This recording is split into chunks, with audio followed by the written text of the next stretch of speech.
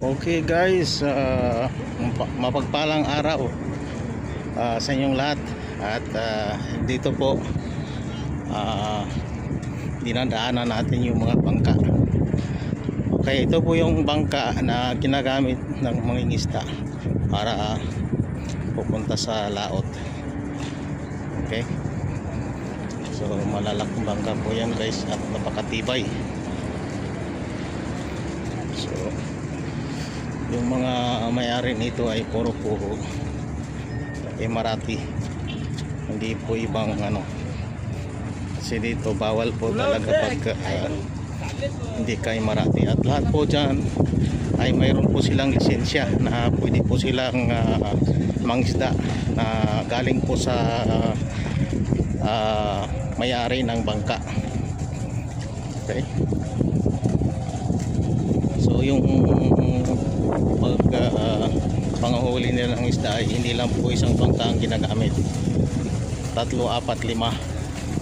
So ganoon po talaga rito.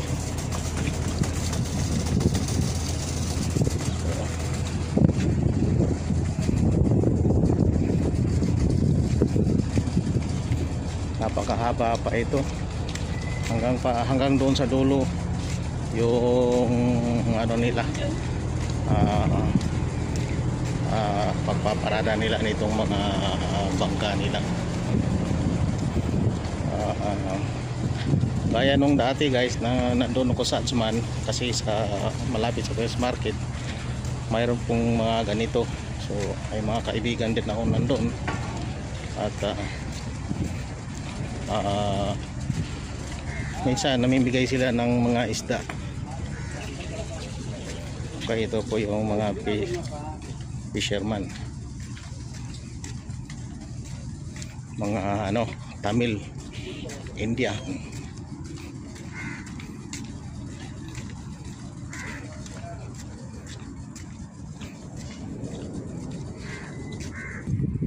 Guys, ito po yung fish cage nila.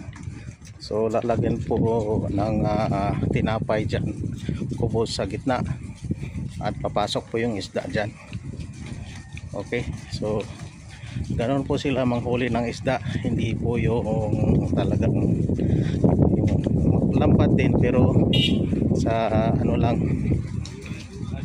hindi gaanong malalim. जी कैसी हो? बहुत ठीक हो?